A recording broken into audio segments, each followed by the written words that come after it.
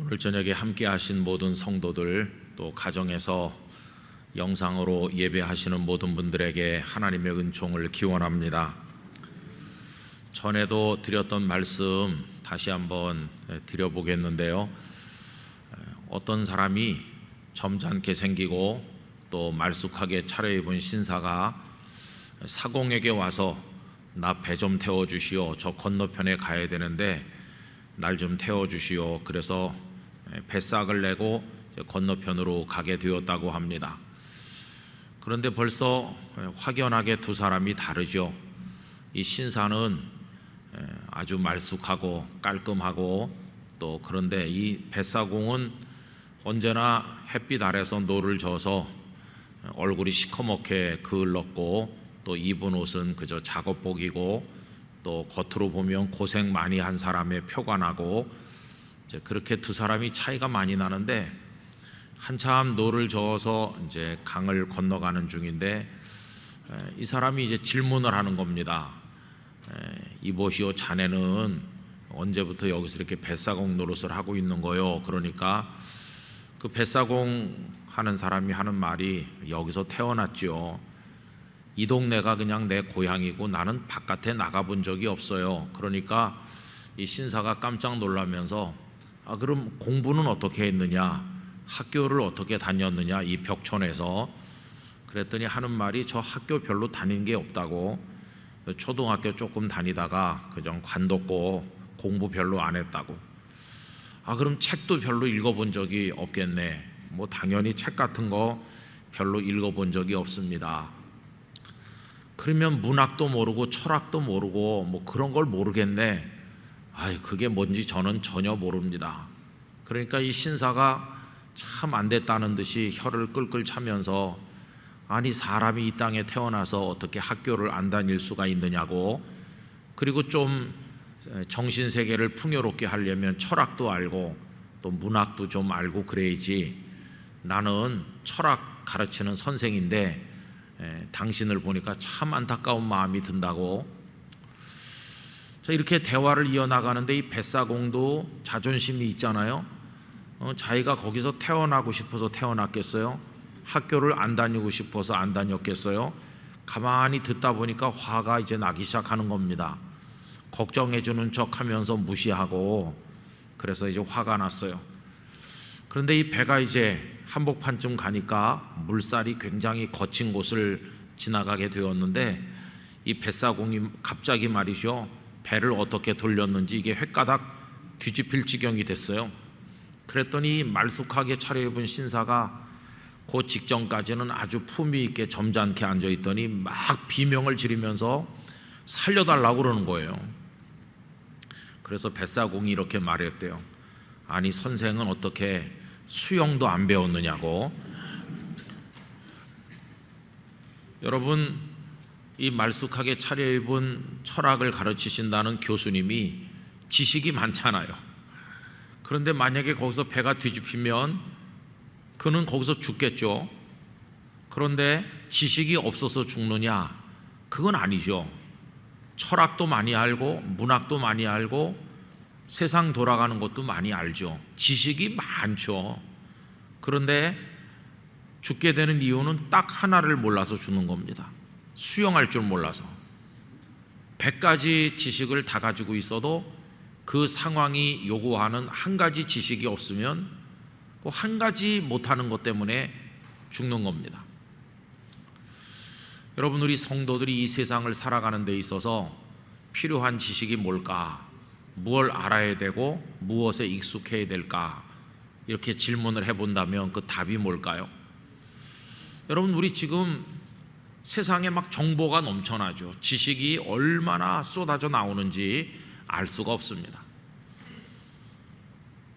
그런데 그 지식을 둘로 나눌 수 있는데, 하나는 몰라도 되는 지식이 있어요. 그렇죠? 근데 몰라도 되는 지식이 너무 많습니다. 여러분, 요즘에는 SNS가 얼마나 쏟아져 나오는지 아마 카톡을 다 하시는 줄로 아는데, 그럼 내가 그거 별로 보고 싶지도 않은데도 많은 사람이 카톡을 보내주는 거예요. 그래서 뭐 세상 돌아가는 온갖 얘기 그게 그냥 막 쏟아져 들어와요. 이제 그 보내주시는 분들이 뭐 유튜브든지 어디서든지 보고 자신의 마음에 들면 자기 알고 있는 지인들에게 그냥 뭐 다 살포하는 거죠. 그거 다 보고 있으려면은 24시간이 모자랍니다. 막 쏟아져 들어오죠. 또 저는 가끔 목사님들의 설교를 듣기 때문에 설교 이렇게 검색을 하면요, 설교가 얼마나 많은지 몰라요. 이 세상의 설교가, 이 세상의 말씀이 얼마나 많은지. 근데 그거 어떻게 다 듣고 다 머릿속에 가슴에 새길 수 있겠습니까? 지금은 그런 시대죠. 근데 그 중에는 알아두면 좋은 것도 있겠지만 거의 대부분이 몰라도 되는 것들이고, 한 걸음 더 나가서 알면 안 되는 것들도 정말 많습니다. 그런데 그런 게 때로는 우리가 원해서 유혹에 넘어갔기 때문에 어떤 때는 나도 모르는 사이에 내 감각을 통해서 그냥 들어오는 거죠. 여러분, 안목의 정욕이라고 하는 표현이 나오는데, 안목의 정욕은 내가 눈을 뜨고 이렇게 다니다 보니까 그냥 보이는 거예요. 무의식적으로 내가 찾아서, 내가 막 찾아다녀서 보는 게 아닌데도 그냥 이렇게 보니까 그냥 눈에 막 들어와요. 우리 시내 길거리만 걸어가도 사방 전광판에서 뭐가 막 눈에 보이잖아요. 이제 이런 거 저런 거가 우리 머릿속을 꽉 채우고 있습니다. 스포츠를 좋아하시는 분들은 온갖 종목에 어제 있었던 경기 결과 스코어를 다 알고 있고, 어떤 선수가 안타를 쳤는지 못 쳤는지, 현재 홈런이 몇 개 기록 중인지까지 다 알고 다 외우고 있어요. 부산에 제가 목회하던 교회 권사님 한 분이 야구를 정말 좋아했습니다. 프로야구. 그래서 그 권사님하고 야구 보러도 몇 번 간 적이 있어요. 그 남편 장로님과 함께. 그런데 우리는 그런 거 잘 뭐 볼 때도 있지만 잘 모르고 넘어가잖아요. 또 대개 보면 자기가 응원하는 팀이 있으면 그 팀에나 관심이 있을까? 프로야구 전체를 다 아는 건 아니잖아요. 그런데 그 권사님한테 물어보면 다 알 수 있어요. 그 권사님은 어느 팀에 무슨 선수가 뭐 몸이 아파서 어제 결장했다, 그런 것까지 다 알고 있더라고요. 진짜 제가 놀란 적이 있어요. 근데 여러분, 가만히 생각을 해보시면요, 알아선 안 되거나 알아봤자 도움이 안 되는 게 너무 많이 우리 알고 있어요. 그래서 그런 것들이 단순한 생활을 방해하고 있습니다. 우리가 주님을 묵상하고 주님을 바라보려면 좀 우리 영혼이 맑고 단순해야 되는데, 너무 많은 게 들어와서 어지럽히고 있으니까, 마치 책을 한 권 읽으려고 그러는데 책상 위에 뭐가 많이 쌓여가지고 도대체가 집중이 안 되는 것처럼, 우리가 주님께 집중이 안 되는, 그리고 영적인 환경이 너무나 좋지 않은 그런 시대에 우리가 지금 살고 있습니다. 공부 안 하고 책상을 어지럽히면서 시험 준비 안 해가지고 성적이 형편없게 나온 학생이 반성할 때 제일 먼저 하는 게 뭡니까? 책상 정리부터 하는 거죠. 책상 정리 싹 하고 연필 싹 깎아놓고 필통 정리하고, 그 다음에 거기다 생활 계획표 짜서 붙이죠. 거의 잠도 안 자고 공부만 하는 생활 계획표. 어쨌든 간 정리를 시작하는 거예요. 근데 어떤 면으로 우리도 좀 그런 게 필요해요. 그리고 여러분, 그 대신 세상에 존재하는 지식 중에서 또 하나의 종류는 뭐냐 하면, 반드시 알아야 되는 거, 모르면 죽는 거, 그런 게 있는 거예요. 그러니까 우리들이 이 세상을 살아가면서 주님을 믿을 때 알면 안 되는 것이나 알아도 도움 안 되는 것들은 싹 정리하고 꼭 알아야 되는 거, 그거를 알아야 되겠죠. 그러면 무엇을 알아야 되는가? 이걸 알려주시는 분은 우리 주님이세요. 오늘 본문에 보면 그 예가 하나 나와 있습니다. 여러분, 지난번에 생각을 한 것처럼 예수님의 제자들의 관심사는 이스라엘 나라가 회복되는 것, 거기 관심이 있었죠. 그래서 이스라엘 나라가 회복되는 것에 대해서 예수님께 질문을 드리지 않았습니까? 여러분 오늘 말씀 6절을 다시 한번 보십시오. 그들이 모였을 때에 예수께 여쭈어 이르되 주께서 이스라엘 나라를 회복하심이 이때니까 하니. 이제 예수님께서 부활하신 마당에 이제 때가 익을 대로 무르익었다고 생각을 했습니다. 이제 예수님께서 로마를 비롯한 여러 적들을 물리치시고 왕이 되실 거라면 이제 거의 때가 무르익을 대로 무르익었다. 이제 조만간 뭔가가 될 거다. 이렇게 제자들은 생각한 나머지 이렇게 질문한 것입니다. 이스라엘 나라를 회복할 때가 이때냐고. 이제 때가 다 됐죠. 곧 될 거죠. 이런 식으로 물어봤는데 두 가지 점에 있어서 그들의 생각이 잘못된 거죠. 하나는 주님의 관심은 이스라엘 나라에 있는 게 아니라 하나님의 나라에 있는 겁니다. 그렇죠? 그러니까 우선 관심의 대상 자체가 다르다는 것을 그들이 몰랐어요. 주님은 이스라엘 나라 땅에 존재하는 그 나라를 회복시키려고 오신 분이 아니시고 하나님 나라를 위해서 오신 거죠. 그래서 하나님 나라의 일을 말씀하셨다고 그 앞에 나와 있지 않습니까? 그걸 몰랐던 것이 제자들의 첫 번째 실수였고요. 또 하나 실수는 뭐냐 하면 그 때와 그 시기를 알려고 했다는 게 그게 실수였어요. 이스라엘 나라를 회복하시는 게 지금 이때입니까? 때와 시기에 관해서 질문을 했잖아요. 그런데 예수님의 대답이 어떻습니까? 7절에 보시면 이르시되 때와 시기는 아버지께서 자기의 권한에 두셨으니 너희가 알 바 아니요. 이스라엘 나라에 대한 관심을 가지는 것부터가 잘못됐고 더구나 때와 시기에 관해서 알려고 하는 것도 잘못되었다. 그건 아버지 하나님께서 당신의 권한에 두신 거다. 우리 교회에서 늘 많이 말씀드려서 잘 하시는 얘기인데 여러분 때를 판단하는 거 이게 우리 소관이 아닙니다. 그렇죠? 그래서 흔히 하는 설명 중에 크로노스적 시간과 카이로스적 시간이 있다고 말씀하지 않습니까? 크로노스적 시간은 우리가 이렇게 단순히 계산할 수 있는 어떤 시간 개념에 가까운 걸 말하죠. 우리 내일 낮에 12시에 만나서 점심 한 그릇 같이 먹읍시다. 그러면은 지금이 낮 12시니까 내일 낮 12시면 24시간 후다. 이렇게 계산해 볼 수 있고 그 길이가 어느 정도 되는지 대충 가늠할 수 있어요. 그리고 시계가 있어가지고 낮 12시 우리가 이걸 측정도 할 수 있잖아요. 그런 시간은 크로노스적 시간이죠. 연대기적 시간이죠. 그러나 카이로스적 시간은 우리가 전혀 알 수도 없고 알려고 해도 의미가 없는 시간이죠. 우리 영락교회 권사님이시면서 장로회 신학대학교 명예교수이시고 우리 한국교회 여성 지도자로서 많은 일을 감당하셨던 주선의 권사님께서 오늘 장례식이 있었어요. 그래서 장로회 신학교 또 영락교회 이렇게 같이 해서 장례를 진행했습니다. 그런데 오늘 김동호 목사님께서 거기에 장지회까지 오셨습니다. 아침에 조사도 해주셨고요. 근데 말씀을 들어보니까 김동호 목사님 사무실에 와보고 싶어 하셨다고 합니다. 그래서 지난 금요일 날 방문하기로 다 약속을 해가지고 그래서 기운을 차리고 내가 한번 가봐야 되겠다 이렇게 하셨다고 그래요. 그러다가 이제 낙상하셔서 병원에 입원하셨다는 소식이 전해지니까 이 김 목사님과 몇 분이 병원을 찾아가서 만났다고 합니다. 그때만 해도 우리 주선의 권사님께서는 손에 힘이 있으시고 내가 다쳐서 사무실에 못 가게 돼서 미안하다 이렇게 하면서 권면도 하시고 이야기를 나눴다고 그래요. 그래서 병원에 갔다 오신 분들은 더 오래 사시겠다고 생각을 했다고 그래요.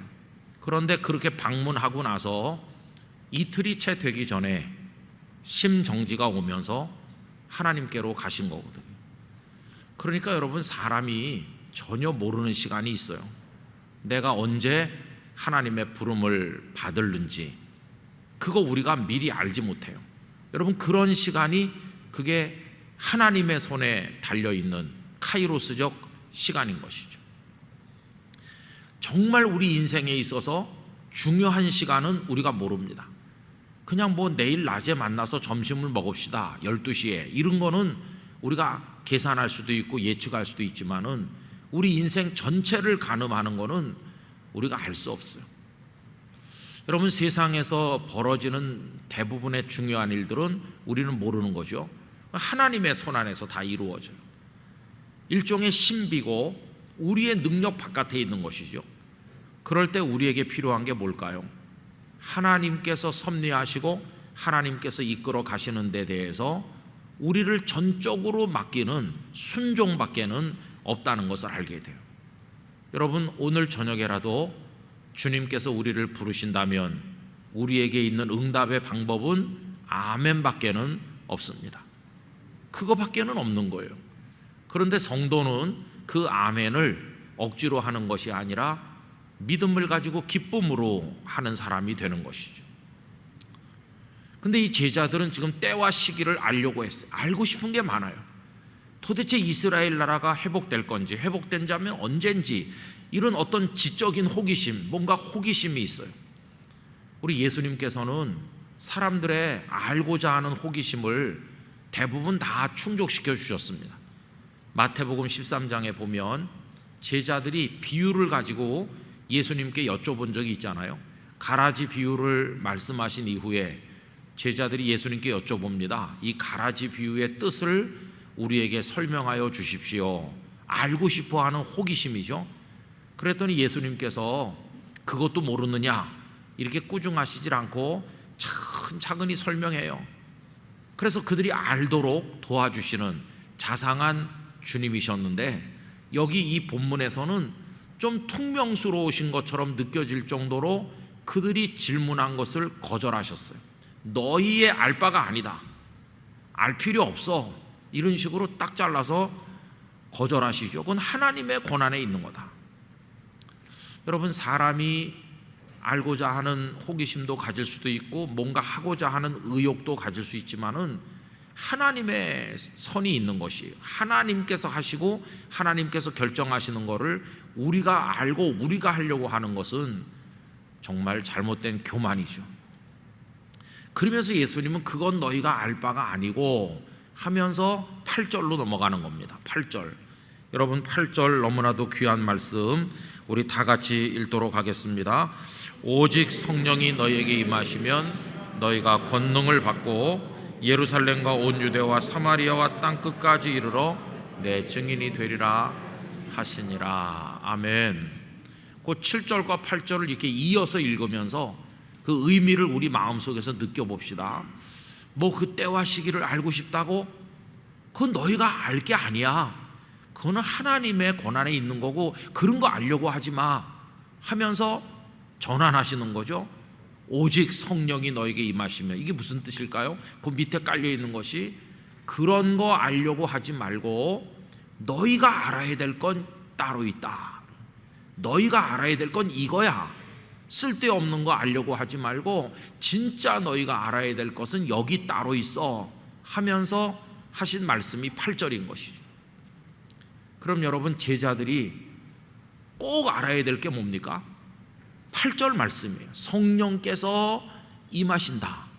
성령님으로 채워진 사람에게는 권능이 임한다. 그래서 하나님의 권능으로 무장된 사람은 나가서 말씀의 증인이 된다. 이게 뭡니까? 그리스도인의 승리하는 삶이죠. 하나님의 성령으로 채워지고 능력을 얻고 그리고 복음을 증언하는 그리스도인으로 이 세상에서 살아가는 거, 이거야말로 너희들이 꼭 알아야 되는 거다. 여러분, 이게 예수님께서 제자들에게 하시는 말씀이세요. 그럼 여러분, 이걸 우리에게 단순하게 적용을 해보면 우리 영락교회 성도들이 꼭 아셔야 될 게 뭘까요? 성령께서 우리 속에 임하여 오시는 것, 성령님과 함께 살아가는 법, 성령님의 인도를 받는 삶, 성령님께 모든 걸 의탁하고 살아가는 그런 삶의 방식, 여러분 이런 걸 아셔야 되는 거죠. 성령님과 함께 걸어가는 인생, 그거 아십니까? 어떻게 하는 것이, 그리고 성령님과 함께하는 삶의 기쁨이 어떤 것인지 여러분 그런 거 아세요? 그런 걸 알아야 되는 거죠 우리가. 그래서 권능이 우리에게 임한다고 할 때 내가 연약한 육신을 가진 보잘것없는 존재지만, 나는 연약하지만 권능으로 덧입혀졌을 때 사내들인 공회 앞에 베드로와 요한이 끌려가셨어도 권능이 그들 속에 역사하니까 기탄 없이 모든 메시지를 전할 말씀을 선포했잖아요. 권능이 그들 속에 역사하는 거죠. 여러분 그런 거, 하나님의 영으로 승리하는 삶, 그런 거를 우리가 알고 있나 하는 것입니다. 그럼 제자들이 예수님께서 이 말씀하실 때 이걸 알았을까요? 몰랐을까요? 성령께서 임하신다는 게 뭔지, 그리고 권능을 받는다는 게 뭔지, 그리고 증인이 되어서 땅끝까지 간다는 게 뭔지를 요 8절을 말씀하실 때 제자들이 알았을까? 몰랐죠. 성령이 임하시는 게 뭐야? 대단히 궁금했을 것 같아요. 그 다음에 권능을 입는다는 게 그게 뭘까? 그거 몰랐겠죠. 그런데 나중에는 알게 된 거죠. 오늘 이 말씀을 같이 묵상하신 우리 성도님들 중에 아마 어떤 분들은 그건 나도 잘 모르는데, 그런 분들이 있을 수도 있습니다. 간절히 원하기는 나중에 제자들이 그걸 알게 되는 것처럼 우리 영락교회 성도들도 알게 되시기를 축복합니다. 점점 알아가는 거죠. 점점 알아가요. 그래서 오순절 다락방에 거기 모여서 기도에 힘쓰는데 하나님의 성령이 강력하게 임했어요. 아마 굉장히 당황했을지도 몰라. 이게 도대체 뭐냐? 우리 속에 나타나는 이게 도대체 뭔지 아마 설명하기 어려웠을 거예요. 그러나 하여튼 그들 각자에게 하나님의 성령이 임했고, 그리고 그들이 권능으로 옷을 입게 되었는데 각자에게 성령의 은사가 주어지자 방언의 은사도 가지게 되었고, 성전 미문에 안전뱅이를 일으키는 신유의 은사도 가지게 되었고, 베드로같이 겁이 많던 사람이 담대하게 수많은 사람들 앞에서 예수 그리스도의 십자가 부활을 선포하는 말씀의 권세도 가지게 되었고, 그래서 땅끝까지, 그 당시 땅끝이라고 할 수 있는 로마의 심장까지 가고, 어떤 이들은 서바나까지도 가고 다 이렇게 가질 않았습니까? 갈릴리 호반에서 그냥 그물이나 깊고 물고기나 잡던 그들이 저 제국의 중심지에까지 갈 줄 누가 알았으며, 저 남인도까지 갈 줄 누가 알았으며, 저 이집트까지 갈 줄을 누가 알았겠어요? 그러나 나중엔 알게 됐죠. 나중에 하나님의 영이 우리를 붙드신다는 게 이런 거구나. 저는 그래서 우리 영락교회 성도들께서 하나님의 성령의 역사에 대해서 우리 한 분도 이것에 대해서 무지하지 않고 우리가 알게 되기를 간절히 원합니다. 꼭 알아야 되는 거죠. 여러분 성경 말씀 한 군데 우리 찾아 읽도록 하겠습니다. 고린도전서 12장, 고린도전서 12장 1절 말씀.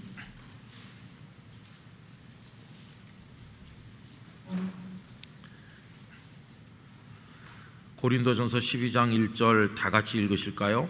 형제들아, 신령한 것에 대하여 나는 너희가 알지 못하기를 원하지 아니하노니. 바울 사도를 통해서 말씀하시기를 신령한 것, 영적인 것, 성령께서 임하시고 역사하시는 이런 것에 관해서 너희가 알지 못하는 거 내가 원하지 않는다. 꼭 알아야 된다. 이거는 그리스도인이 이 세상을 살아가려면, 마귀에게 지지 않고 승리하려면 다른 건 몰라도 좋지만 이거는 꼭 알아야 된다. 이거는 꼭 알아야 된다. 근데 2절 우리가 본래 어떤 사람입니까? 너희도 알거니와 너희가 이방인으로 있을 때, 예수 그리스도를 잘 몰랐던 그때 말이죠, 이방인으로 살 때는 말 못하는 우상에게로 끄는 그대로 끌려갔느니라. 그냥 우상 숭배하면서 이 고린도 지역의 사람들이 다 우상 숭배자였고 그랬잖아요. 그때는 그랬죠. 그런데 이제는 하나님의 성령 안에서 예수님을 구주로 고백하는 게 뭔지를 이제 알게 되는 거죠. 3절 같이 읽겠습니다. 그러므로 내가 너희에게 알리노니 하나님의 영으로 말하는 자는 누구든지 예수를 저주할 자라 하지 아니하고 또 성령으로 아니하고는 누구든지 예수를 주시라 할 수 없느니라. 할렐루야.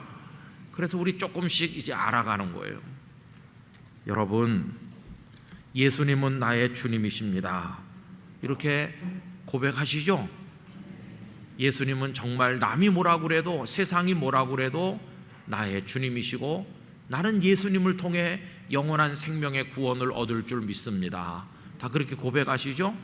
그러면 성령님께서 이미 우리 속에 일하고 계시다는 증거입니다. 믿게 하시는 분이 성령님이시니까. 성령님께서 돕지 않으시면 믿을 수가 없으니까.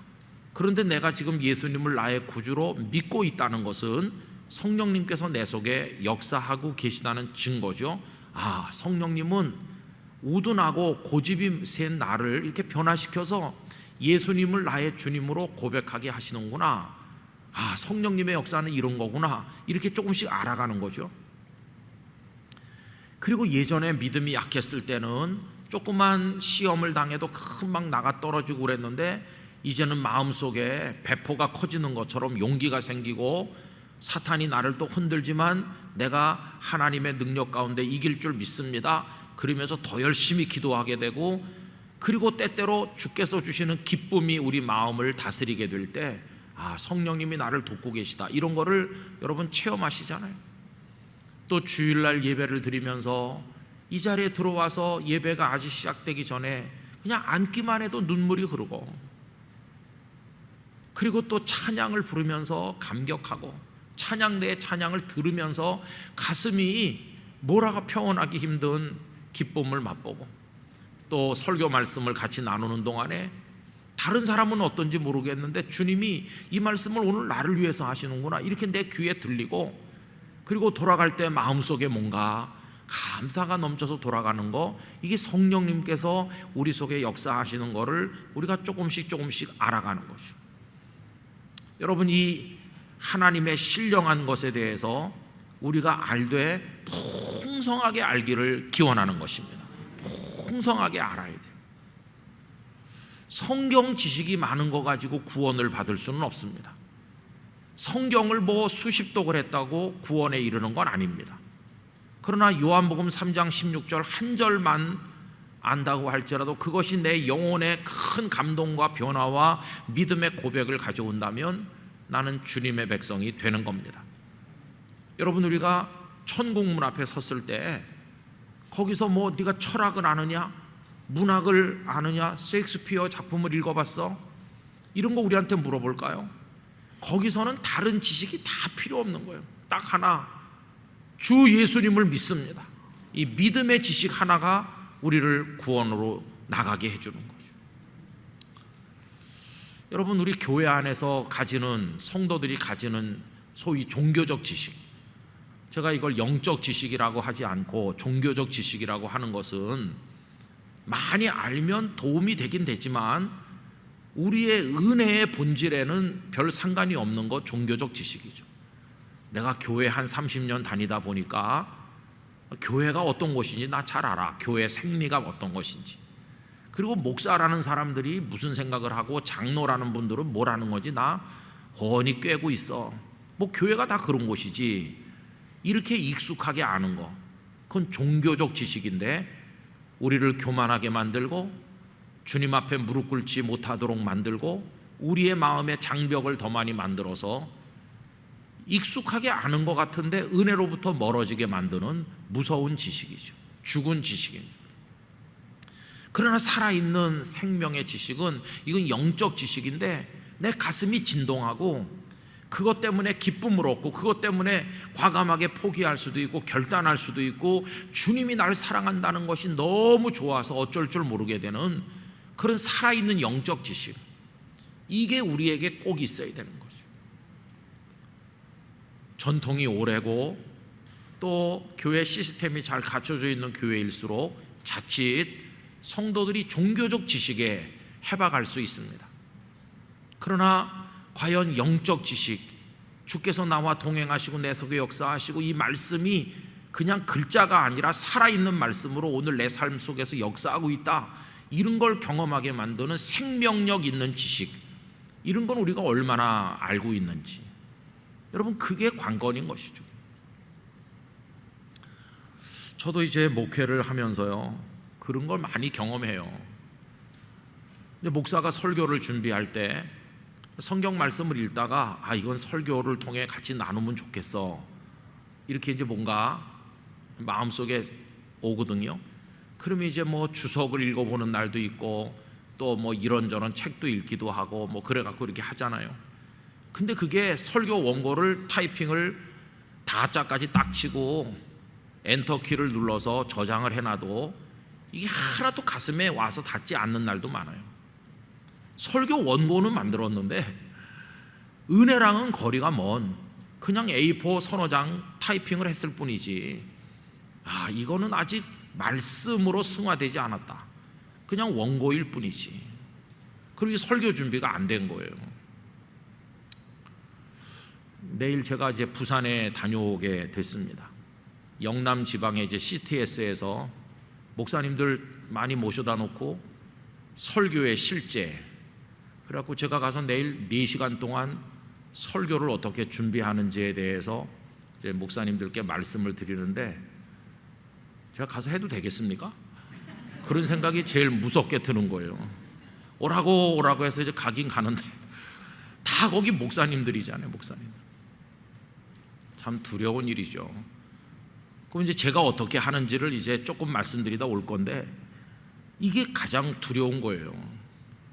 원고 작성은 잘 됐지, 그러나 그 속에 하나님의 성령이 그 글자와 글자 사이에, 그 문장과 문장 사이에 우리 영혼을 두드리는 감동으로 살아서 역사하는 생명력으로 이게 다가오고 있나, 그게 관건이죠. 여러분, 살아있는 교회라는 건 딴 게 아니에요. 모든 세상의 교회가 다 예배드리고 다 남녀 선교회가 있고 다 찬양하고 다 하죠. 다 합니다. 어느 교회나 똑같이. 그러나 살아있는 교회가 있는가 하면 죽은 교회가 있는 거 아니겠어요? 요한계시록 그 2장 3장에 소아시아 7교회 얘기를 하는데 다 교회는 교회죠. 그런데 거기 심각한 교회들이 있잖아요. 교회는 다 교회인데 왜 심각한 걸까? 결국은 그런 거죠. 오늘 한국 교회가 위기라고 말할 때 다른 게 위기가 아니라 반드시 알아야 될 신령한 것을 우리가 잘 모르고 있다. 그러면 여기 인위적인 노력이 좀 필요할까? 저는 인위적인 노력도 필요하다고 생각합니다. 왜냐하면 사모하는 자에게 채워주신다고 그랬으니까. 인위적 노력은 뭘까요? 하나님, 저도 알고 싶어요. 이 신령한 하나님의 은혜의 세계에 대해서 알고 싶어요. 사도 바울이 셋째 하늘에 올라가셨다고 그러는데 그게 뭔지 저도 좀 체험해서 알고 싶어요. 하나님의 능력의 은혜의 바닷속으로 들어가 보고 싶어요. 하나님, 저에게도 이런 거룩한 생명의 지식을 주시옵소서. 그런 사람의 부르짖는 노력도 필요하죠. 근데 지금 그런 부르짖는 열기가 다 식어버렸어. 그냥 맹숭맹숭하게 그냥 성경 공부 좀 하고 뭐 교회 오래 다녔으니까 뭐 익숙하게 알고 그런 건데, 그게 오늘 내 속에서 생명이 되고 있는지, 유혹을 뿌리치는 힘이 되고 더러운 것을 멀리하게 하고 복음을 전도하게 하고 어디 가서나 평화의 사도로 살게 만들고, 그리고 양보하고 배려하고 겸손하게 그렇게 살게 만들면서 사탄에 대해서 예수님의 권세로 이길 수 있는 그런 능력이 내 속에서 역사하는지, 그게 관건이죠. 그게 안 되면 똑같이 싸우고 똑같이 주저앉고 똑같이 분노하면서 세상의 욕망에서 벗어나지 못하고 끌려가면서 교회는 열심히 다니는데 승리하는 그리스도인이 못 된다면 이게 정말 참 비극이죠. 그래서 여러분, 우리 알지 않아도 될 것은 알려고 하지 맙시다. 우리 교회, 영락교회 같이 성도가 많은 교회 다니면 뭐 알아야 될 게 많은 것 같잖아요. 예배 마치고 저 어디 나가서 335 차 한 잔 잡수시는 분들이 많으신데 거기 가서 무슨 얘기 하세요? 오늘 찬양대 앉았던 누가 뭐 집에 무슨 일이 있다며? 이런 거, 그냥 그런 뒷얘기, 이런 거가 다 우리를 시험에 빠지게 하는 거예요. 건강하지 않은 그런 지식은 우리가 알 필요가 없어요. 정말 그분을 사랑하는 마음으로 가슴 아픔을 느끼면서 위하여 기도하고 그러기 위한 거라면 몰라도 그런 건 다 내가 알 필요가 없는 거예요. 오늘 주께서 우리 성도들 속에서 어떻게 역사하시는지, 여러분, 신령한 것은 꼭 알아야 되는 거죠. 1장 8절 7절에서는 너희 알 바 아니요, 그러나 8절 이건 너희가 알아야 된다. 왜냐하면 예수님의 사도로서 성령의 임재, 권능을 받는 거, 땅끝까지 증인되는 삶이 어떤 것인지 이거 몰라가지고요 어떻게 사도가 되겠어요? 필수 과목 중에서 필수 과목이죠. 반드시 알아야 될 것. 글자를 모르는데 어떻게 학문을 하겠으며, 글자는 꼭 알아야 그 다음 걸 하는 거 아니겠어요? 1장 8절에 이걸 알아야 그 다음에 더 풍성한 하나님의 은혜의 세계로 가는 거지. 이걸 모르면 글자를 모르는 사람이 학문을 하려는 것과 같은 것이죠. 하나님께서 저를 포함해서 우리 모두를 긍휼히 여겨주셔서 꼭 알아야 될 이 거룩한 거를 더 풍성하게, 더 많이, 더 깊이, 더 아름답게, 더 감동적으로 느끼도록 도와주시기를 간절히 바라는 것입니다. 여러분, 이런 은혜를 사모하시기를 바랍니다. 기도하는 자리에 나오셔서 함께 마음을 모아서 하나님 앞에 부르짖으시기를 바랍니다. 모든 예배의 자리에 열심히 오셔서 하나님 앞에 예배하시길 바랍니다. 왜냐하면 이런 놀라운 신령한 은혜의 세계, 눈이 확 떠지고 귀가 열리는 역사가 언제 우리에게 임할는지 알 수 없는 거거든요. 오늘 그냥 뭐 기도회는 그냥 그랬어 이러고 돌아가도 그 다음 주에 기도에 왔다가 하나님이 내 가슴을 진동시키시고 회개하게 하시고 하나님의 은혜의 세계를 알게 하실지 그걸 누가 알겠습니까? 그래서 우리는 사모하는 마음으로 하나님 앞에 나가야 되는 것이죠.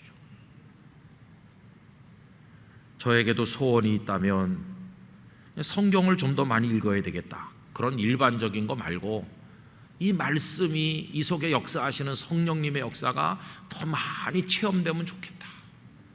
그리고 권능이라고 그랬는데 하나님의 권능이 정말 내 속에 역사해서 내가 어떤 성도를 위해서 간절하게 기도하면 그분에게 그 주님의 치유와 회복의 역사가 나타나는 걸 내가 더 많이 보고 싶다, 그런 소원이 있어요.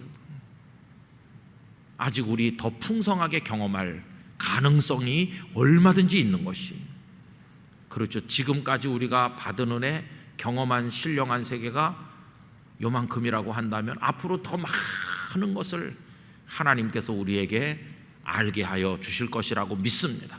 그런 기대를 가지는 것이죠. 눈을 뜰 수 있도록 하나님 도와주실 줄 믿습니다. 이게 이제 성령님과 동행하는 삶인 것이죠. 24시간이 성령님의 인도를 받고 아침에 눈을 뜰 때 주의 형상으로 만족하겠습니다. 오직 주의 율법을 주야로 묵상하는 사람, 그런 사람으로서 날마다 따뜻하게 살고 겸손하고 착하게 살고 복음을 전도하고 살고 주님을 사랑하고 이렇게 사는 것이 마음에 늘 평화가 있고, 여러분 얼마나 귀한 주님의 성도의 삶이겠습니까? 우리가 이런 삶을 사모할 수 있기를 바라는 것입니다. 그래서 여러분 들으시는 기도 제목에 오늘 이 말씀을 같이 나눈 이후에 하나를 더 추가하셔서 풍성한 은혜의 세계, 하나님의 성령께서 하시는 신령한 일, 이 세계를 더 많이 알게 하여 주시옵소서. 그런 기도 제목을 가지시게 되기를 바랍니다. 영락교회 성도들의 은혜의 삶이 풍성해지시기를 예수님의 이름으로 축원합니다. 기도하겠습니다.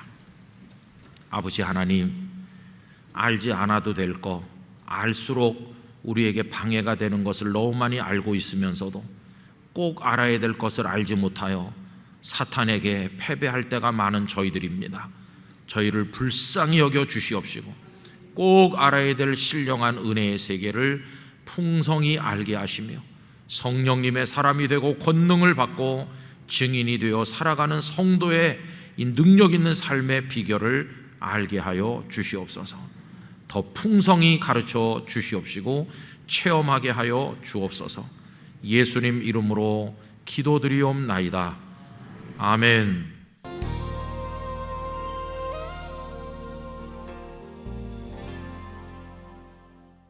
굉장히 행복한 것 같습니다. 왜냐하면 이 찬양이요, 제가 고등학생 또 청년 때 교회에서 합창으로 많이 불렀던, 정말 오랜만에 몇십 년 만에 이 찬양을 들었어요. 처음에는 그 곡이 아닌 줄 알았는데 나중에 듣다 보니까 그거였구나, 그렇게 생각이 돼서 너무나 행복합니다. 그 중간에 이제 곡 중 솔로가 나오는데 전 노래를 잘 못해가지고 그거 부르는 사람을 부러운 눈으로 바라보다가 그 사람이 끝나면 이제 뒤에 조금 하는 거예요. 오랜만에 참 우리 하나님을 찬양하였습니다. 여러분, 스펄전 목사님을 잘 아시잖아요. 그 스펄전 목사님과 쌍벽을 이루던 호라티우스 보나르라고 하는 목사님이 계신데 19세기에 스코틀랜드의 영적 거성이죠. 근데 이분이 늘 이렇게 했대요. 아침에 일어나서 창문을 활짝 열면서 주님 오늘입니까? 이렇게 했대요. 무슨 뜻으로 그렇게 했는지 아시겠죠? 주님 오늘 오시는 날입니까? 이렇게 여쭙는 겁니다. 주님께서 다시 오신다고 재림을 말씀했기 때문에 주님 오늘입니까? 이렇게 하고 그냥 하루를 열심히 사시고 또 저녁에 잠자리에 들기 전에 기도하면서 주님 오늘 밤입니까? 이렇게 또 했대요. 그러니까 이 목사님은 언제나 주님이 이 땅에 다시 오신다, 이제 그거를 염두에 두고 사셨던 거죠. 방금 불렀던 찬양의 가사에 보면 하나님 만드신 세상에 오곡백과가 무르익는 그걸 이제 노래를 하는데, 여러분 자연 세계는 참 아름답죠. 철 따라 옷을 갈아입고 오곡백과가 무르익고 그 속에 순박한 사람들이 농사를 짓고 추수를 하고 오손도손 아기를 낳아서 키우면서 살아가는 모습을 보면 참 아름답지 않습니까? 그런데 지금 지구촌은요 그냥 엉망이 됐어요. 이탈리아 같은 곳에는 비가 너무 안 와가지고 최악의 상황에 이르렀는데, 이발소에 가서 머리 깎고 거기서 머리 감겨주는데 2번 감겨주면 물 많이 쓴다고 70만 원 벌금 물게 한대요.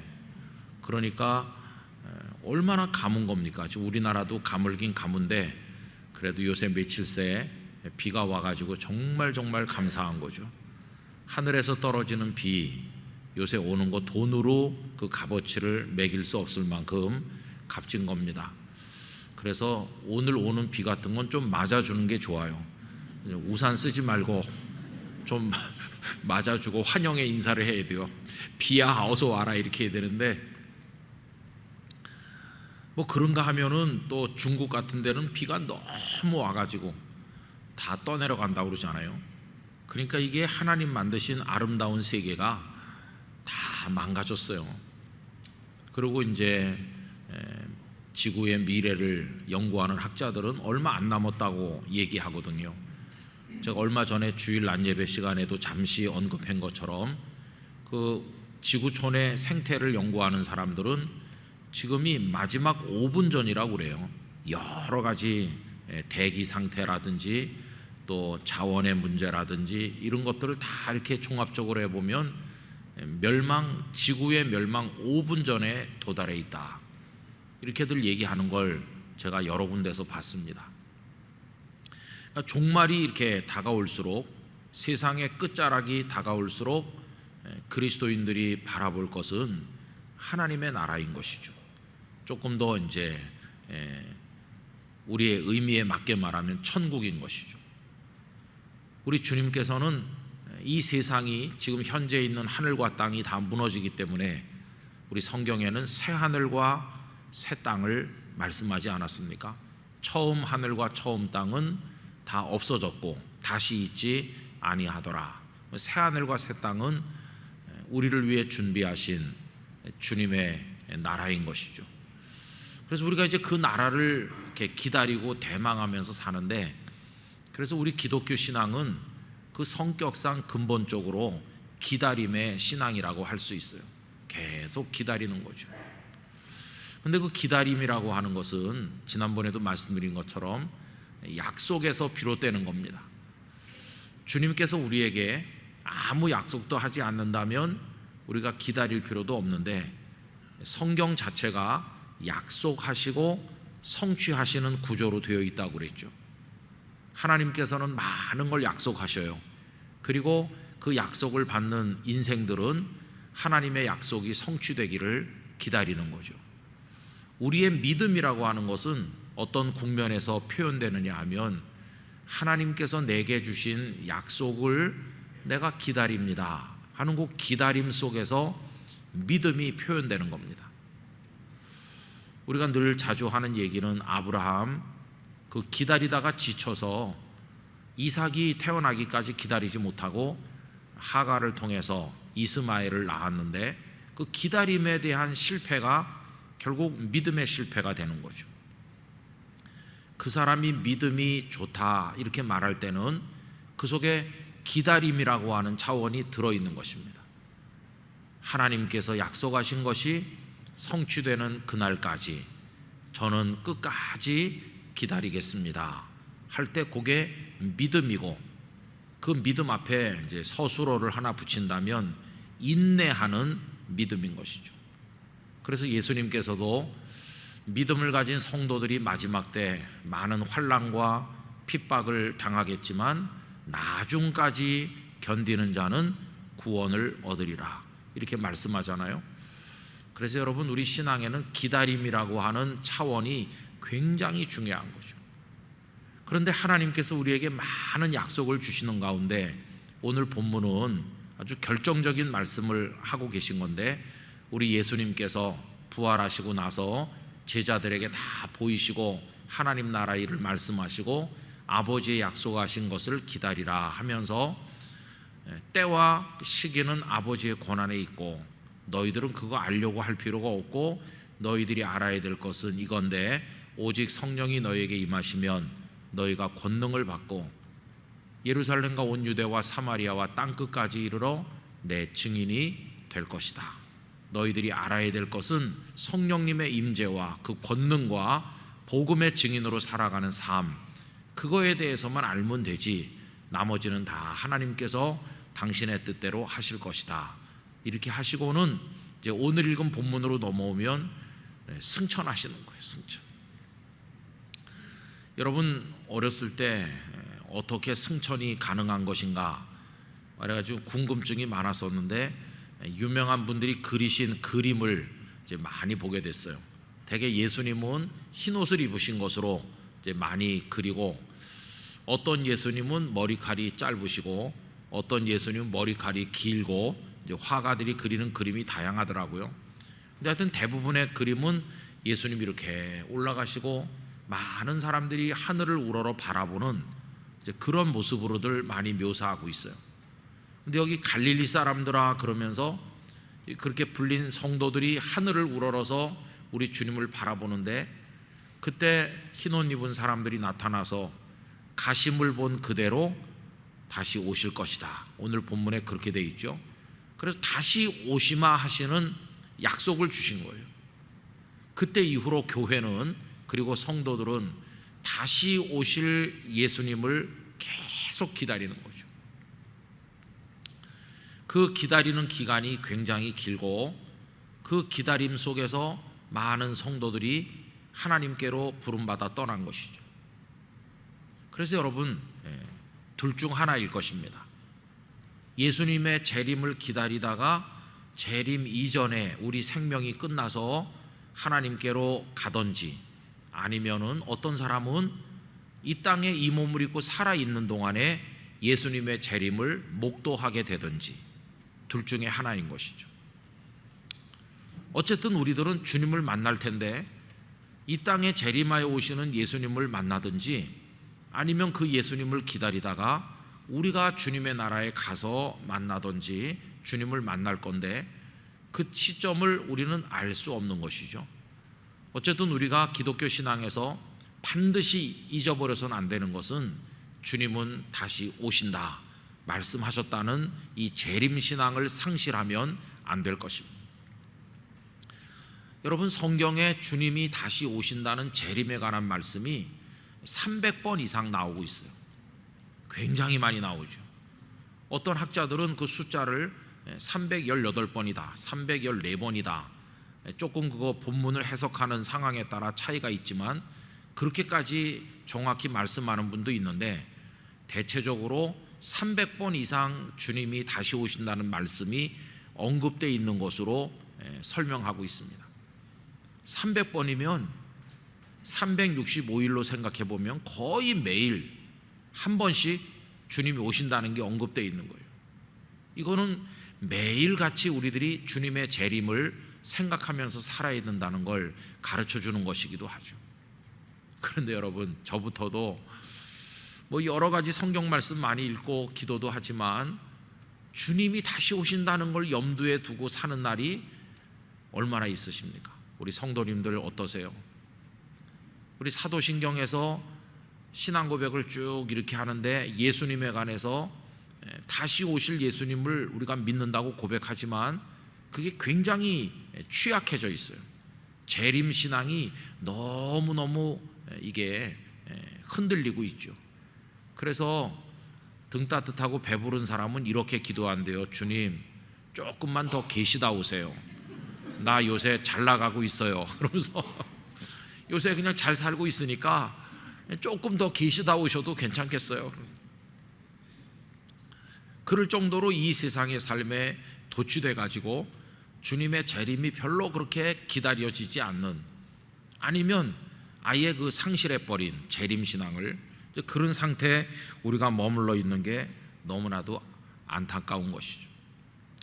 그래서 여러분, 신학적으로 설명해 보면 지금 우리는 예수님의 승천과 예수님의 다시 오심 그 사이를 지금 살고 있습니다. 이 중간 시기를 살고 있는 거죠. 이 승천은 굉장히 영광스러운 겁니다. 그렇죠? 예수님께서 부활하셔서 하늘로 승천하셨어요. 이 땅에 마구간에 초라한 모습으로 태어나시고 사람들에게 멸시천대 받으시다가 십자가에 매달려 죽는 그 예수님하고는 완전히 다른 거예요.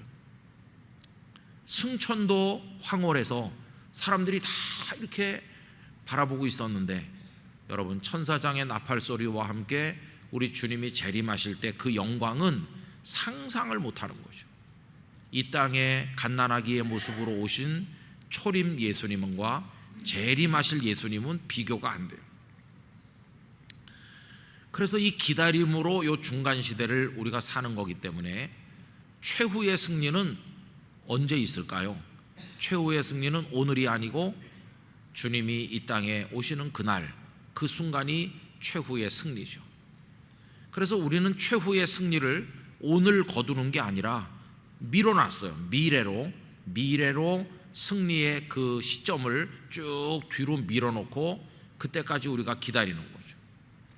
여러분, 축구 선수들이 그라운드에서 공을 찰 때 지금 전반전이 거의 끝나가는 한 40분쯤 됐다고 합시다. 그래서 우리가 2골 넣어서 2대0으로 이긴다. 그럼 기뻐할 수 있습니까? 2대0으로 지금 이긴다고 기뻐해도 좋을까요? 그건 아니에요. 왜냐하면 아직도 전반전이 5분이나 남았고 후반전 45분이 아직도 남아있기 때문에 아무리 지금 우리가 이겨도 기뻐할 수가 없는 게 나중에 역전당할 수도 있거든요. 3골 먹으면 3대2로 지는 거기 때문에 지금은 승리의 노래를 부를 때가 아닌 거죠. 승리는 저 끝에 있어요. 후반전이 종료되는 심판 휘슬이 울리는 그 순간 이겼다 이러는 거지 아직은 아니잖아요. 그래서 최후 승리를 얻기까지, 그 찬송 우리 부르잖아요. 최후 승리를 얻기까지. 그때까지는 뭘 어떻게 해야 될까요? 주의 십자가를 지고 주님을 따라가는 시간이 되는 것이죠. 그래서 우리 늘 자주 불렀던 복음송가 가운데 주님 다시 오실 때까지 나는 이 길을 가리라 이렇게 하잖아요. 아직은 승리의 노래를 부를 때가 아니고 아직은 이 길을 계속 가야 될 때인데, 이 길은 좁은 길이고 십자가를 지는 길이고 고난의 길이지만 우리는 주님이 최후의 승리를 가지고 오실 그때를 기다리면서 인내하는 믿음을 가지고 오늘도 기도하고 오늘도 주님을 위해 살고 이렇게 하루하루 살아가는 것이 이게 성도의 실존이라고 말할 수 있는 것입니다. 여러분, 제자들 입장에서 보면 승천하시는 예수님 굉장한 예수님이죠. 얻어맞고 고난받다 죽으신 채로 끝난 예수님이 아니고 부활하신 예수님이니까 얼마나 영광스럽습니까? 승리를 봤어요, 그죠? 부활이라는 승리를 봤지만 완벽한 승리는 이 맨 끝에 있는 거죠. 그래서 지금 우리들은 승리와 승리 사이에 살고 있는데 예수님의 부활로 우리에게 보여준 승리는 장차 나타날 영원한 주님의 나라의 영광에 비하면 이거는 비교할 수 없는 거죠. 조금 영원한 생명의 부활을 우리에게 보여주신 것이고 궁극적인 영광은 이쪽에 있는 것이. 그래서 우리는 때로 고난당하면서 어려운 시점을 살지만 낙심하진 않아요. 왜냐하면 주님이 부활을 통해서 위대함을 보여주셨기 때문에 그걸 바라보면서 소망을 가져요. 그러나 때로는 우리가 현실 속에서 절망하고 넘어질 때도 있죠. 병을 앓기도 하고 사업에 실패하기도 하고 마음에 시험당하기도 하고 이제 그런 거 있지만은 그래도 우리는 궁극적인 영광을 바라보면서 오늘 찬송 부르며 전진하는 것이에요. 한 걸음 한 걸음. 이게 우리가 성도가 살아가는 삶의 방식이라는 것을 알 수 있습니다. 그래서 여러분, 우리 이렇게 기도해야 됩니다. 주님의 재림을 기다리는 믿음을 주시옵소서. 인내하는 믿음을 주시옵소서. 오늘 고난당한다고 할지라도 최후의 승리가 있을 그날을 바라보며 오늘 믿음으로 걸어가게 하여 주시옵소서. 그런 기도를 매일같이 드리는 게 너무나도 중요한 것입니다. 그럼 여러분, 기다리는데 어떻게 기다리나? 기다리는 방법이 그게 문제 아니겠어요? 제가 어렸을 때 저희 어머니가 문 잠그고 나가서 마루에서 기다리는 얘기 지난번에도 했는데 뭐 하고 기다리면 되겠습니까? 계속 이렇게 앉아서 아무것도 안 하면서 진짜 시간이 안 가잖아요. 너무너무 지루하잖아요. 근데 다행히 그렇게 지루하지 않게 기다리는 방법이 있어요. 그게 뭐냐 하면 선생님이 내주신 숙제가 있잖아요. 숙제. 그래서 그 마루에 앉아가지고 숙제를 하는 거예요. 숙제를 하다 보면 시간이 흐르죠.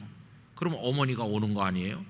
그래서 제가 이제 그 마루에 엎드려 가지고 뭐 국어, 뭐 산수, 뭐 이런 거 숙제를 하고 앉아 있으면 그 뒷집에 사는 교회 집사님이 지나가다가 이렇게 들려요. 아이고, 우리 운성이가 이렇게 착실하게 엄마도 없는데 엎드려서 공부한다 그러면서 넌 어쩌면 애가 이렇게 착실하니? 빨리 우리 영희가 커가지고 너랑 결혼해야 될 텐데. 맨날 그런 소리 하시고 그랬어요. 근데 나중에 영희가 큰다면은 1절 말이 없더라고요. 근데 하여튼 그러면서 기다리는 거예요. 어머니 오실 때까지. 그리고 또 뭐 지난번에 말씀드린 것처럼 그 옆집에도 누가 있었으니까 그 집에 가서 밥 먹고 이렇게 하다 보면 이제 어머니가 오는 거예요. 아무것도 안 하면서 기다리는 건 아니에요. 전에도 한번 말씀드린 적이 있는데 그 박목월 장로님의 윤사월이라고 하는 시가 참 서정적이죠. 송악가로 날리는 외딴 봉우리 윤사월 해길다 꾀꼬리 울면 산지기가 거기 사는데 그 산지기 외딴집 눈먼 처녀사, 처녀가 눈이 보이질 않아요. 바깥에 나가서 뭐 할 수 있는 게 없잖아요. 나무를 뜯겠어요? 뭘 하겠어요? 앞을 못 보니까. 그 처녀가 할 수 있는 거는 문설주에 기대고 그냥 가만히 듣는 거예요. 이렇게 참 그걸 보면 가슴이 미어져요. 바깥에 나가서 아름다운 꽃들 보고 산에도 올라가고 나물도 뜯고 할 수 있는 게 많을 텐데 이 처녀는 그냥 문설주에 기대고 엿듣고 있는 거예요. 얼마나 그 기다림이 지루하고 힘들까. 물론 봄이 온다는 거, 바깥이 따뜻해지고 뭐 종달새 울고 그런 거 느끼겠지만은 얼마나 기다리는 게 지루하겠어요. 그런데 여러분, 주님은 우리가 지루하게 기다리지 않도록 다 해주셨어요. 지루하지 않도록. 제가 숙제를 하면서 있으면은 지루하지 않다고 그랬잖아요. 주님도 우리에게 숙제를 주신 거예요. 여기 지금 승천하시기 전에 무슨 숙제를 주셨습니까? 아버지의 약속하신 것을 기다리라는 거예요. 그래서 어떻게 했습니까? 주님 승천하신 다음에 전부 다 그 다락방으로 돌아와 가지고 다락방에서 뭘 했나요? 기도하는 일에 힘썼어요. 오로지 기도에 힘쓰니라. 그게 숙제였어요. 숙제. 열심히 기도하면서 있으니까 성령님이 오셨고, 다음 성령님의 충만해 가지고는 말씀하셨잖아요. 숙제가 많잖아요. 모든 민족을 제자로 삼아 아버지와 아들과 성령의 이름으로 세례를 주고 내가 너희에게 분부한 모든 것을 가르쳐 지키게 하라고 그랬으니까 열심히 나가서 복음을 선포하고 가르치고 모여서 떡을 떼고 같이 기도하고 또 배우고 또 나가서 복음을 전도하고 이 숙제를 계속하다 보니까 주님이 오실 때까지 기다리는 게 어렵지 않게 해주시는 거죠. 여러분, 우리가 인생을 주님 앞에 부름받아 가는 그날까지, 주님 만나는 그날까지 아무것도 안 하고 귀대고 가만히 들어갖고는 안 되는 거죠. 부지런한 성도가 돼야 되는 것입니다. 언제 내 인생이 이렇게 훌쩍 지나갔나, 그렇게 할 수 있을 만큼 열심히 주님 앞에 충성하시기를 바랍니다. 자주 말씀드리지만 조지 휘필드 목사님은 녹슬어서 없어지는 쇠붙이가 되지 않게 해주시고 닳아서 없어지는 쇠붙이가 되게 해주시옵소서. 어차피 없어져요. 그런데 녹슬어서 없어지는 쇠붙이는 가만히 그냥 있다가 없어지는 건데, 닳아서 없어지는 쇠붙이는 자기 기능을 다 발휘하고 하나님 앞에 충성하다가 하나님 만나는 거 아닙니까? 그래서 여러분, 우리는 충성해야 됩니다. 충성. 하루 종일 주님을 생각하고 뭔가를 하고 이렇게 해야 되는 거죠. 저는 종종 이제 교회 나와서, 오늘 같은 날은 새벽 기도 때 나와가지고 이제 할 일이 많아서 오늘 하루 종일 교회에 지금 있거든요. 근데 어떤 날은 또 교회 안 있고 또 집에서 뭐 일을 하는 날도 있어요. 그럼 저희 딸이 아빠 일 안 해? 그렇게 물어보는 때도 있어요. 무서운 성도가 집에 있어가지고 목사님이 일 안 하고 이렇게 있어도 돼? 이렇게 하는 거예요. 그럼 내가 지금 아무것도 안 하는 것 같으냐? 아무것도 안 하는 것 같은데, 아무것도 안 하는 게 아니라 제 머릿속은 계속 움직이고 있는 중이죠. 아빠는 이번 주 설교를 생각하고 있다. 아무것도 안 하는 게 아니고 이번 주 설교를 그 말씀 드린 다음에 무슨 말씀 드릴까, 이렇게 아빠가 지금 머릿속으로 생각하는 중이야. 근데 여러분, 하여튼 어떤 형태로든지 하나님 앞에 충성하시기 바랍니다. 저는요, 단잠을 자는 것도 충성이라고 생각합니다. 단잠을 자야 그 다음날 아침에 건강한 몸과 영혼, 정신으로 일어날 거 아니겠어요? 늦게까지 유튜브 보다가 분노하고 또 뭐 보다가 하고 이렇게 해가지고 늦게 주무시면 영이 혼란스러워가지고 주무시는 동안에 예수님을 꿈에서 만나야 되는데 유튜브에서 봤던 게 꿈속에 나타나고 그러면 이게 영 경건하지 못해요. 뒤숭숭한 채로 하반기 맞이 특세 나오려고 하니까 벌써 시간이 6시 반이 됐네. 그럼 새벽에 못 나오는 거예요. 그죠? 그래서 하여튼 성도는 이 주님을 다시 만나는 그때까지 주님 주신 숙제를 감당해야 되는 거죠. 주님 주신 숙제. 정결하고 아름다운 믿음을 가지고, 정금 같은 믿음을 가지고 분투 노력하면서 열심히 기도하면서 하나님 주신 능력을 따라 맡은 사명에 충성하며 살아가시기를 바랍니다. 아마 이런 사람이 행복한 성도일 것 같아요. 벌써 내가 나이가 80이 됐나? 아직도 주님을 위해 하고 싶은 일이 많은데 벌써 90이 됐나? 이런 분들이 행복한 성도인 것 같아요. 시간이 안 가서 아무것도 하는 것도 없이 그렇게 갖고는 기다리는 게 너무나 힘든 거죠. 달란트 비율을 생각해 보는데 5달란트 받은 사람, 2달란트 받고 1달란트 받은 사람이 있는데 주인님이 가셨잖아요. 먼 나라에 가셔서 언제 오실지 몰라요. 딱 그 얘기가 우리 얘기와 같은 거죠. 주인님이 언제 오실까? 오신다고 그랬는데 달란트를 맡겼는데 이거 숙제죠. 그러면은 할 일 없이 땅에다 파묻어 놓은 그 1달란트 받은 사람은 주인이 올 때까지 뭐 하면 되겠습니까? 아무것도 하는 일이 없잖아요. 그런데 5과 2를 맡은 사람은 부지런히 충성했죠. 착하고 플러스 충성된 종아 그러잖아요. 충성하는 거예요. 그랬더니 어느 날 자기도 생각지 못한 시간에 주인님이 오셨어요. 두렵지 않죠. 왜냐하면 충성해서 달란트를 남겼으니까. 그런데 아무것도 하지 않으면서 빈둥거리면서 힘들게 기다렸던 그 사람은 땅에 묻은 걸 파가지고 오는 것밖에는 할 수 있는 게 없잖아요. 여러분, 충성하는 성도가 된다고 하는 것은 주님을 기다리는 가장 중요한 방법이라는 것을 절대로 잊어서는 안 될 것입니다. 그 다음에 이제 한 가지 더 마지막으로 말씀드릴 것은 주님은요, 혼자 기다리게 하지 않으셨다는 거예요. 내가 다시 올 텐데 너 혼자 기다려라. 그러면 얼마나 힘들었겠어요. 그런데 여기 지금 다락방에 모여서 오로지 기도에 힘쓰면서 함께 기다리는 동료들이 있잖아요. 120여 명쯤 되는 동료들이 같이 기다리니까, 같이. 이게 얼마나 힘이 됩니까? 여러분, 우리들이 각자 무인도에서 혼자 예수님을 믿을 수도 있는데 우리들을 영락교회 예배당 울타리 안으로 모아주시고 여기서 서로 이렇게 관계를 맺으면서 하나님을 섬기게 해주신 게 그게 뭘까요? 이게 함께 기다려라 하는 것입니다. 함께. 제가 오늘 어떤 책을 좀 읽었는데 그 책 속에 이런 문장이 참 눈에 와서 감동이 되더라고요. 그게 뭐냐 하면 기독교 신앙은 일에 있는 게 아니라 관계에 있다 하는 것이. 우리는 보통 충성한다 그러면 일을 많이 하는 게 충성이라고 생각해요. 그죠? 근데 기독교 신앙의 본질은 일에 있는 게 아니라는 거예요. 관계에 있는 거죠. 관계. 하나님과의 관계, 또 우리 서로가의 관계. 그래서 관계의 용어는 뭡니까? 이런 거죠.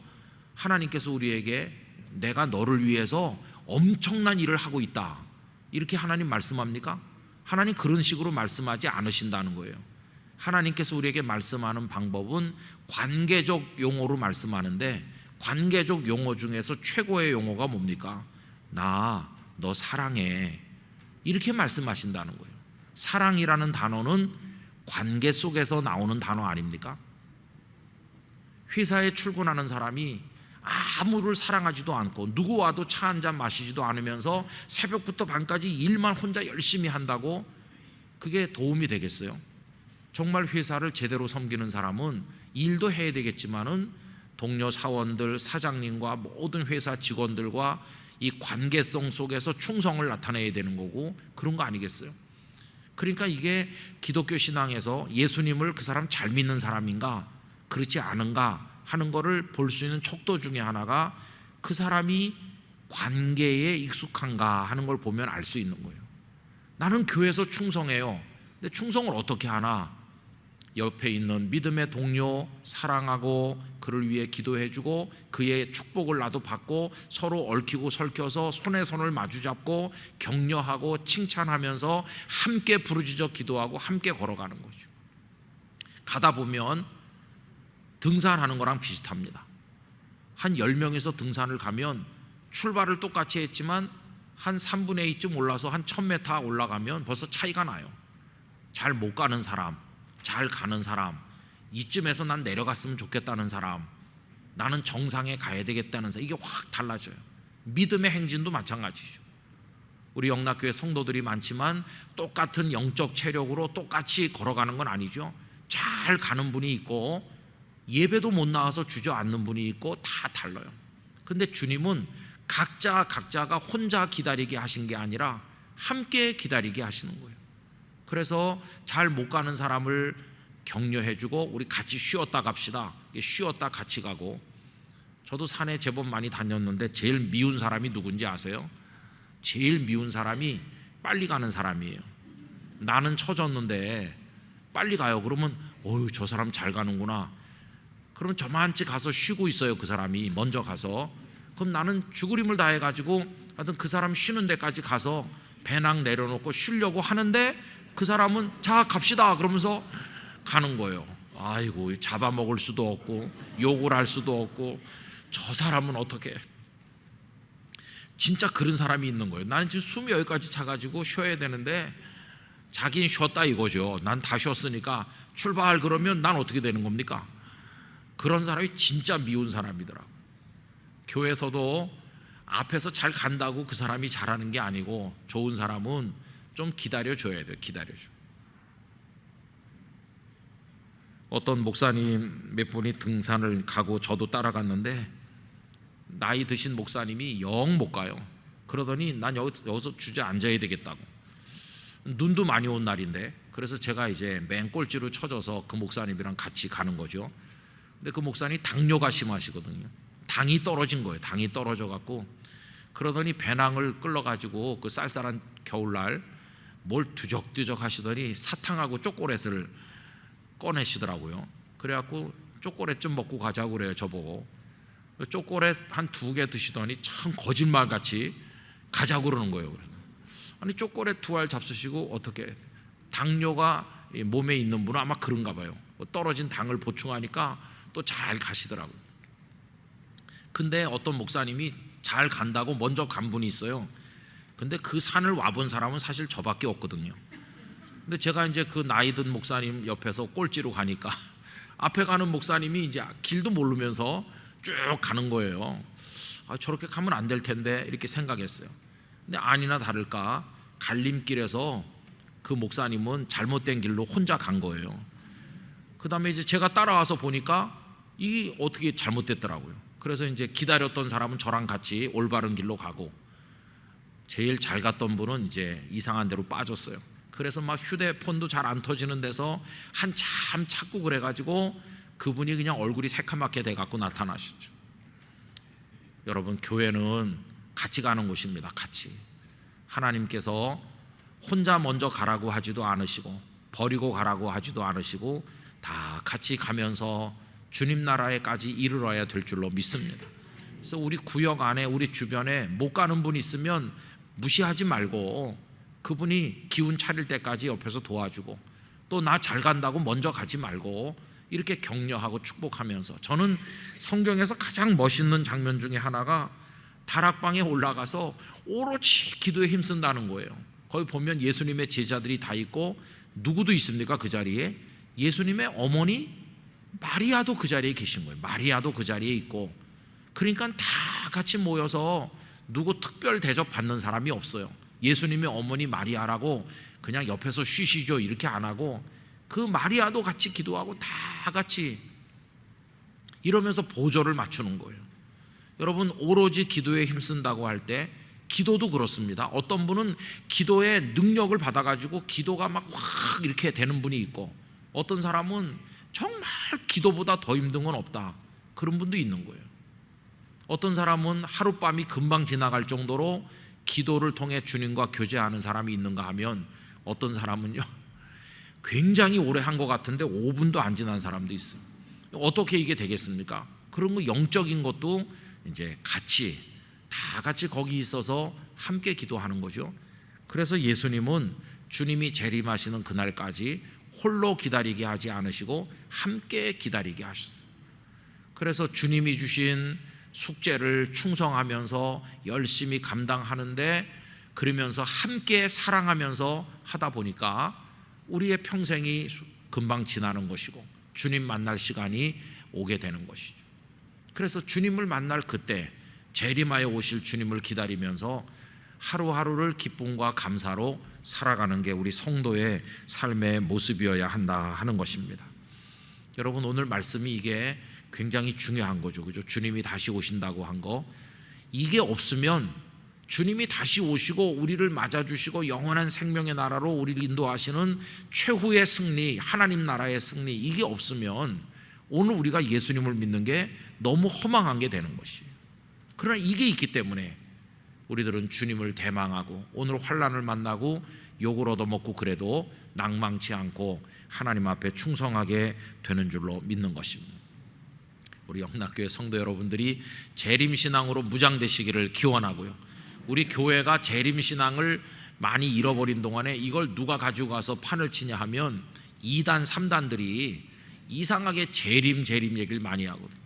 그래가지고 뭐 몇 월 며칠 날 재림한다 이러면 또 사람들이 귀가 얇아서 회사도 다 그만두고 학교도 자퇴하고 재림한다고 어떤 산에 모여라, 그럼 산에 가서 주님 오시나 이렇게 하고, 참 어리석은 사람들도 많이 있었죠. 우리는 건강한 재림신앙을 가지고 주님을 맞이해야 될 줄로 믿습니다. 우리 영락교회 성도들 다 같이 가시기 바라고, 나고자 없도록 우리 함께 기도하고 함께 전진하는 우리 교회가 되기를 진심으로 기원합니다. 기도하겠습니다. 아버지 하나님, 주님은 우리에게 많은 약속을 주셨는데 올라가심을 본 그대로 다시 오실 것이라는 약속을 주셨습니다. 그때까지 주님이 맡겨주신 복음의 숙제를 잘하면서 서로 사랑하고 어우러져서 잘 기다리게 하여 주시옵소서. 인내의 믿음을 주시옵소서. 주님 만날 때 최후의 승리가 있게 하여 주시옵소서. 흔들림 없이 쓰러지지 아니하고 달려갈 수 있는 능력을 저희에게 허락해 주옵소서. 다시 오실 예수님을 대망하며 주 예수님의 이름으로 기도하옵나이다. 아멘.